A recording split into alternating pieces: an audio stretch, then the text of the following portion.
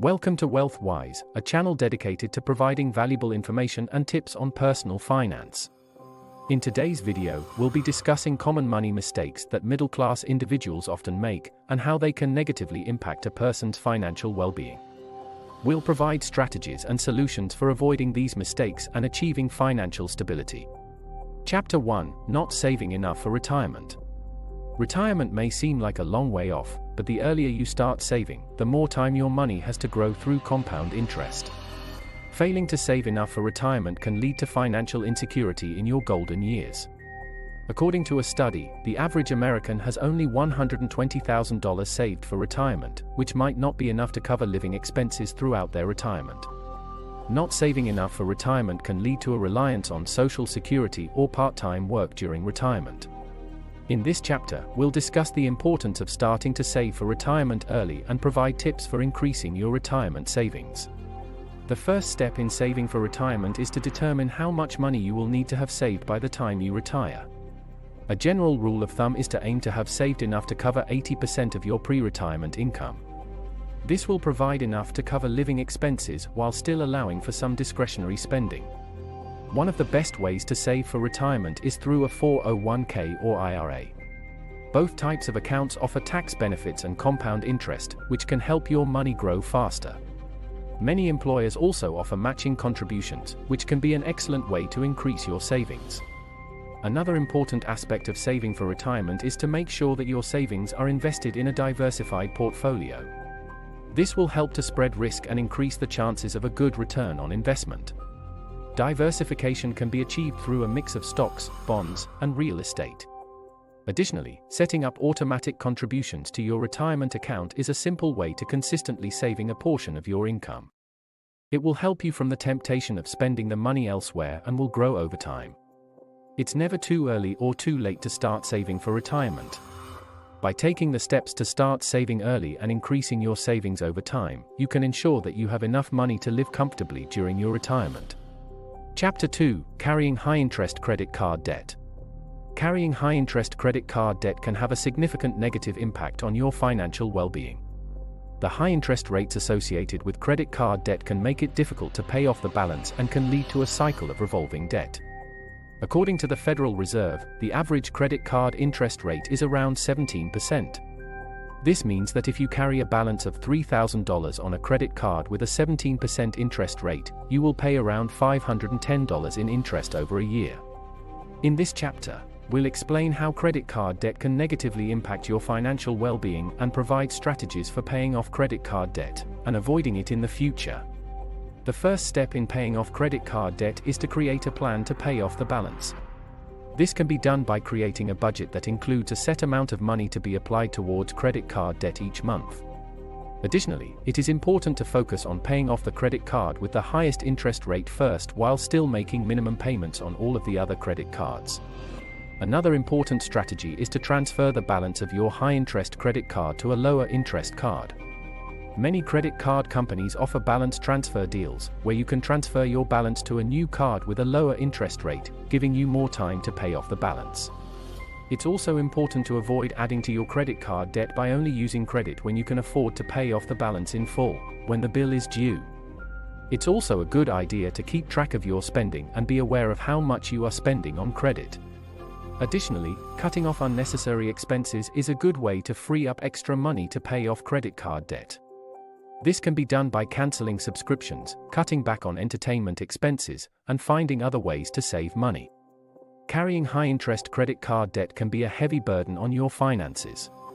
By creating a plan to pay off the balance, transferring the balance to a lower-interest card, and avoiding adding to your credit card debt, you can take control of your finances and get rid of credit card debt for good. Chapter 3: Failing to create and stick to a budget. Creating and sticking to a budget is essential for keeping your finances in check and ensuring that you have enough money to cover essential expenses. Without a budget, it can be easy to overspend and find yourself in financial trouble. A budget can help you track your expenses, identify areas where you may be overspending, and make adjustments to your spending habits. In this chapter, we'll provide tips for creating a budget and sticking to it. The first step in creating a budget is to track your income and expenses. This can be done by keeping receipts, reviewing bank statements, and noting all of the money that comes in and goes out of your bank account. Once you have a clear understanding of your income and expenses, you can begin to create a budget. When creating a budget, it's important to prioritize your expenses. Essential expenses such as housing, food, and transportation should take precedence over discretionary expenses like dining out or entertainment. Additionally, it's important to set financial goals for yourself and include those in your budget. It's also important to consider creating a budget for both short-term and long-term goals, such as saving for an emergency fund, paying off debt, or saving for a down payment on a house. A good way to stick to a budget is to make it an active practice by using budgeting apps or software, or using a notebook.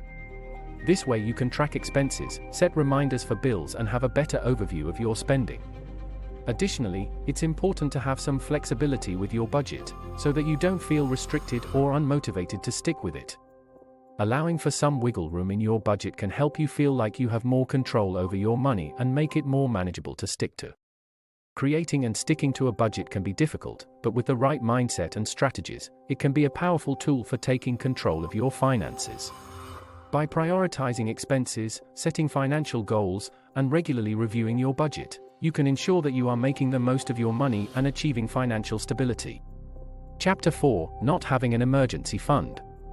An emergency fund is a savings cushion that can be used to cover unexpected expenses, such as a job loss, medical emergency, or unexpected car repair. Without an emergency fund, a financial crisis can turn into a financial disaster. Many people don't have an emergency fund, or not enough of one, which leaves them vulnerable to unexpected financial hardships. In this chapter, we'll discuss the importance of having an emergency fund and provide strategies for building one. The first step in building an emergency fund is to determine how much money you need to have saved. A good rule of thumb is to have at least 3 to 6 months' worth of living expenses saved in an emergency fund. This will provide enough money to cover essential expenses in case of a financial crisis. One of the best ways to save for an emergency fund is by setting up automatic transfers from your checking account to your savings account. This can be done by setting up automatic transfers on a regular basis, such as weekly or monthly. It's also a good idea to keep the emergency fund in a separate account from your everyday checking and savings accounts. This way you'll be less likely to tap into it for non-emergency expenses. Another way to build an emergency fund is by finding ways to increase your income, for example by getting a part-time job or freelancing. Once you have built an emergency fund, it's important to keep it topped up. This will ensure that you have the funds to cover an emergency if one arises. Another way is by cutting back on unnecessary expenses. If you have a steady stream of income, it might be easier to save money. Look at your budget and see where you can trim unnecessary expenses and redirect that money into your emergency fund. It's important to keep in mind that having an emergency fund is not only for unexpected events, but also for opportunity cost. If an unexpected opportunity comes up like a business idea, you have the funds to pursue it. Having an emergency fund is an essential component of a healthy financial plan. By setting goals, automating savings, and cutting back on unnecessary expenses, you can build an emergency fund that will provide a safety net in case of a financial crisis. Chapter 5: Not investing enough in assets. Investing in assets such as stocks, bonds, and real estate can provide a long-term source of passive income, but many middle-class individuals fail to invest enough in these assets. By not investing, they miss out on the potential returns that can come from these types of investments. Additionally, these assets often appreciate in value over time, which can help to build wealth. In this chapter, we'll discuss the benefits of investing in assets and provide resources for learning more about investing. One of the main benefits of investing in assets is the potential for a higher return on investment compared to savings accounts or CDS. Historically, the stock market has returned an average of 10% per year. While returns can vary, over the long term, stocks have been one of the best investments available. Another benefit of investing in assets is that it can provide a source of passive income. For example, stocks pay dividends and rental property can provide rental income. This income can help to supplement your income and provide a safety net for unexpected expenses. To get started investing, it's important to educate yourself about different types of investments and how they work. There are many resources available, such as books, online articles, and financial advisors who can help you learn more about investing. It's also important to start small and not to risk more than you can afford to lose. One way to get started is by investing in a low-cost index fund, which can provide exposure to a broad market without the need to pick individual stocks. Additionally, it is important to have a diversified portfolio by investing in different types of assets. This way you spread the risk and increase the chances of a good return on investment.